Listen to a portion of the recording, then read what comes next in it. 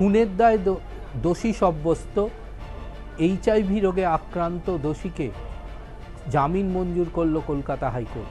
বিচারপতি রাজাশেখর মান্থা ও বিচারপতি রায় চট্টোপাধ্যায়ের ডিভিশন বেঞ্চ জামিন মঞ্জুর করেন। রায় দিতে গিয়ে বিচারপতিরা জানিয়েছেন যে এই আবেদনকারী প্রায় 14 বছর ধরে জেলে রয়েছেন। তিনি যে রোগে আক্রান্ত তা খুবই দুরারোগ্য ব্যাধি এবং এইসব ক্ষেত্রে আদালত মনে করছে তার যে জীবনের লাইফ স্প্যান সেই দিকের কথা মাথায় রেখেই আদালত জামিন মঞ্জুর করছে।